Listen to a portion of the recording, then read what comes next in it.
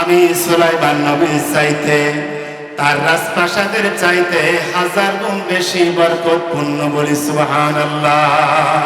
তাহলে আল্লাহ রাব্বুল আলামিনের জিকির যদি আমাদের অন্তরে থাকে, আল্লাহ রাব্বুল আলামিনের কাছে ঈমানদার হিসাবে আমাদের পরিচয় থাকবে কি থাকবে না?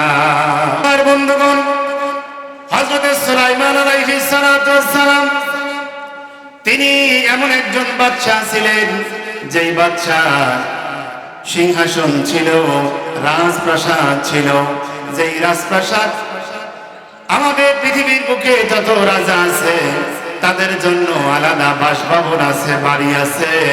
কিন্তু সুলাইমান আলাইহিস সালাতু ওয়াস সালামের রাজপ্রাসাদটা, সেটাই ছিল তার বাহন, সেটাই ছিল তার হেলিকপ্টার, সেটাই ছিল তার এরোপ্লেন, সেটাই ছিল তার মাইক্রো, সেটাই ছিল তার প্রাইভেট কার।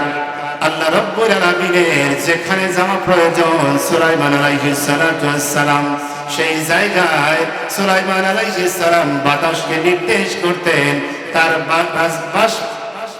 ভবনকে, রাজপ্রাসাদকে উড়াইয়া নিয়ে সেই জায়গায় স্থাপন করত। সুবহানাল্লাহ।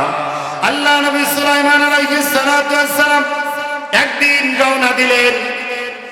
একদিন রওনা দিয়ে তিনি অগ্রসর হচ্ছিলেন, একটা বন জঙ্গল পেরিয়ে যাচ্ছিলেন।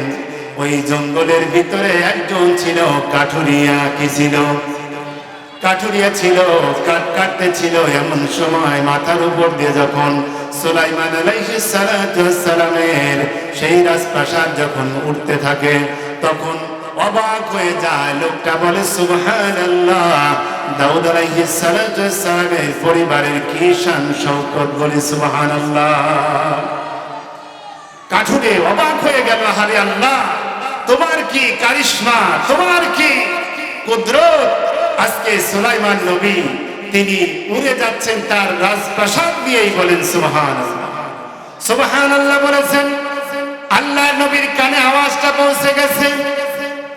তিনি তার তখ্তটাকে, তিনি তার সিংহাসনটাকে থামাতে বললেন, বাতাসকে অর্ডার করলেন যে জায়গায় কাঠুরিয়া, কাঠুরিয়ার কাছে নিয়ে যাও।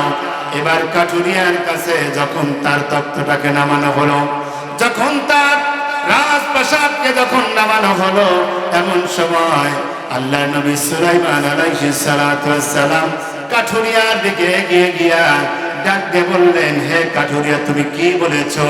কাঠুরিয়া থরথর করে ভয়ে কাঁপতে লাগলো, বলি সুবহানাল্লাহ। আমি কি বলেছি? এমন কোন কথা তো বলি নাই।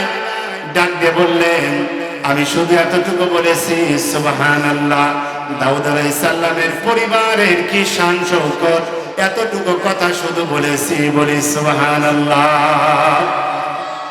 সুলাইমান আলাইহিস সালাতু ওয়াস সালাম ডাক দিয়ে বললেন, তুমি এমন শব্দ উচ্চারণ করেছো, তুমি কি জানো এর মাহাত্ম্য?